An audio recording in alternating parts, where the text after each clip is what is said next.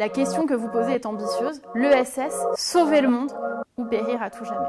Le cadre ne l'est pas moins, puisque vous avez choisi de mettre en scène un procès de l'ESS ce soir à Montpellier Business School, dans cette magnifique ville de Montpellier.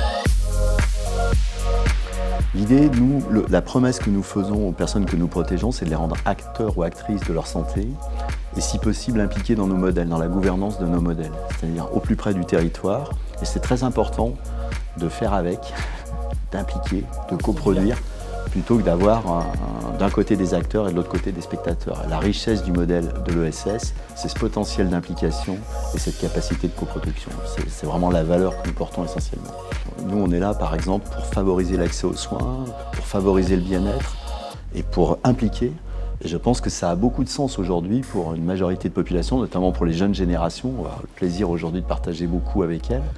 On explique les choses, on parle, etc. Et je trouvais que c'était intéressant aussi peut-être d'entendre vous, en tant que... Le Business School, c'est une école quand même qui est très engagée, je dirais, sur tout ce qui est diversité, inclusion. Les valeurs de l'ESS se retrouvent un peu dans ces valeurs-là. La majorité des étudiants ont cette envie de s'engager dans ce type d'économie et on voit qu'il y a une progression, mais cette progression, il faut qu'elle soit accélérée tout simplement parce qu'il y a une urgence et donc il faut qu'on réponde à ces problématiques-là.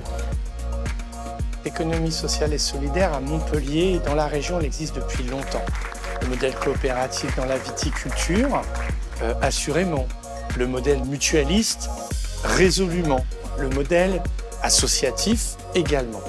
Et donc, il faut le soutenir. Et nous avons ici un écosystème. L'ESS, il faut qu'elle trouve toujours sa place. Enfin, c'est pas n'importe quoi. C'est l'économie centrée vers les personnes, où le but, c'est le sens plus que le profit. Le prix de la transition écologique dans le cadre du prix de l'ESS de la région Occitanie a été remis à Railcoop. C'est effectivement une initiative remarquable à plusieurs niveaux et elle est vraiment portée par des acteurs locaux. Cette SIC a pour ambition effectivement de redévelopper le fret en direction du sud du département de la Haute-Garonne. Là, je pense qu'on a quelque chose d'exemplaire qui montre qu'effectivement, il y a d'autres voies possibles portées par les acteurs de l'ESS pour faire des mobilités douces un enjeu majeur. On va donc lui remettre le prix pour l'Occitanie des défis à les yeux. C'est un projet, en fait, c'est de développer des nichoirs bioclimatiques, c'est-à-dire qui vont permettre aux oiseaux ou aussi aux chauves-souris, c'est-à-dire à des espèces qu'on appelle cavicoles, qui utilisent des cavités pour nicher, d'avoir en fait des cavités qui sont thermiquement stables. Et donc on trouve beaucoup en ville et qui effectivement elles doivent faire face à des grands défis, dont notamment l'urbanisation, le fait que les bâtiments deviennent hermétiques.